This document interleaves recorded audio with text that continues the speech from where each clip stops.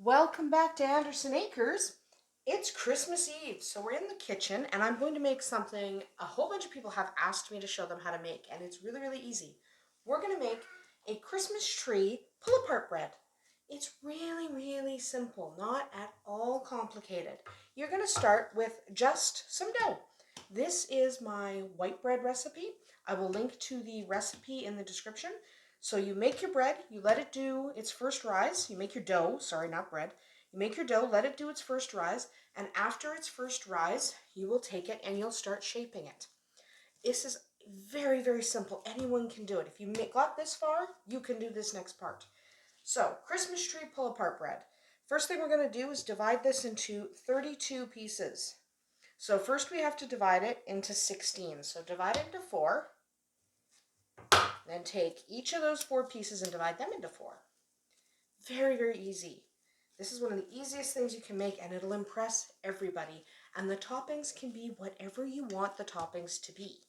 Okay, you can use cheese, you can use herbs, you can, whatever, doesn't matter. You can do any topping you like. So now we're going to cut these into 4. Okay. Each one into 4. Now, unlike some of my other pull-apart breads, you are going to have to make each of these into balls. So set aside our 16 pieces. We're going to get our pan. You do need a flat pan for this. Okay? You have to have a flat pan. So we're going to take each piece, divide it into 2, and some of our other pull-apart breads, we just kind of drop them in. Here you have to form them into little balls. It's not difficult. It's not difficult to do. So we're just going to take our ball, kind of press our finger inside it, gather the bottom, and just pinch that bottom closed, and then that bottom goes on the bottom. So what we're going to do is we're going to do a line of 7. So that was 2. So remember, you're dividing each one into 2. Form it into a little ball, and we're just going to do a row of 7. There we go. So that's 4. And this is 5. And this is 6. Divide this one into 2. And 7. Next row is going to have 6. Now we're going to keep doing that. So this row will have 6. And then your row is going to have 5, then 4, then 3, then 2, then 1. At this point, I'm going to speed the video up so we're not here for 10 minutes while I make little balls and place them in position. I'm just speeding the video up. I'm not going to skip it, just so you can see that I am lining them up so you can kind of follow along. But we are going to speed it up.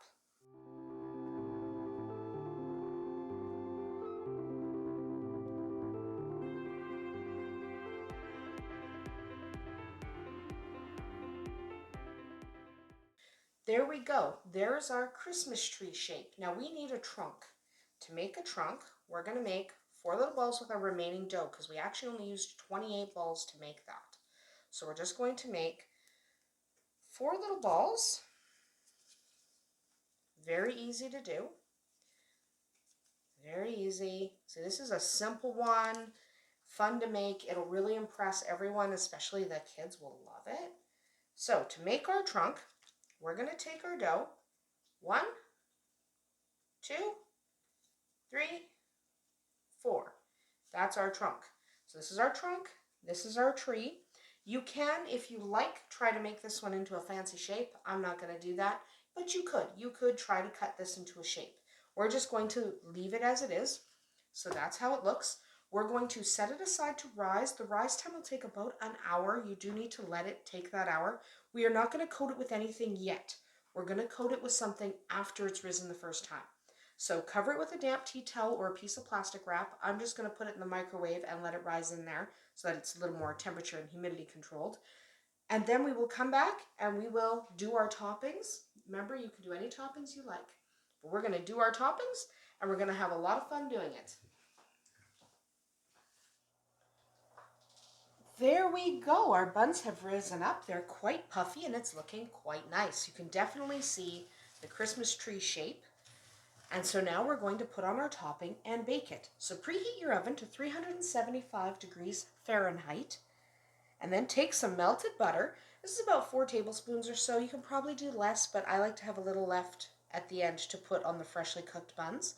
And just put this on top of them. Be generous. Be generous. There we go. Nice and generous. You don't want to go with too little butter. You do want quite a bit because we want these to be delicious. Always use butter for this step. You can use margarine in the actual dough if you like, but this step has to be butter. Margarine does not work well here. Okay, there we go. There we are. Now we need some of our seasoning. I'm going to start with a little bit of sage. I'm using powdered sage, just powdered sage. You can use sage with leaves.